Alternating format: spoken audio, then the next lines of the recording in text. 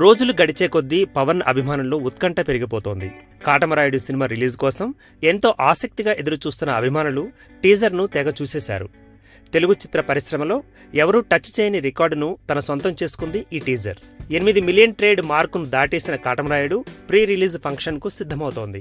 Power star Pawan Kalyan ట్రెండ్ను follow కాడు, set చేస్తాడు. అయితే ఈసారి మాత్రం పవన్ మెగా ట్రెండ్ను ఫాలో అయ్యేందుకు డిసైడ్ అయినట్టు సమాచారం. టాలీవుడ్లో ఆడియో వేడుకలకు బదులుగా pre release functions trend set చేశారు మెగా హీరోలు. సరైనోడు చిత్రం నుండి ఈ ట్రెండ్ కొనసాగుతూనే ఉంది.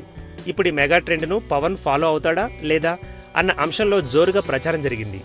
మెగా ట్రెండ్ను ఫాలో అయ్యేందుకే పవన్ మొగ్గు చూపుతున్నట్టు తెలుస్తోంది. మార్చి మొదటి వారంలో కాటమరాయుడు చిత్రం పాటలని ఒక్కొక్కటిగా ఆన్లైన్లోకి విడుదల చేయనున్నారు. ఆ తర్వాత మార్చి 12న ప్రీ రిలీజ్ వేడుకను గ్రాండ్గా నిర్వహించేందుకు ప్లాన్ చేస్తున్నట్టు సమాచారం.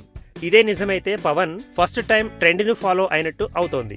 డాలీ దర్శకత్వంలో తెరకెక్కుతున్న ఈ చిత్రంలో పవన్ సరసన శృతి హాసన్ జతకట్టనుంది. ఈ చిత్రానికి సంగీతం అనూప్ రూబెన్స్, శరత్ మరార్ నిర్మాత.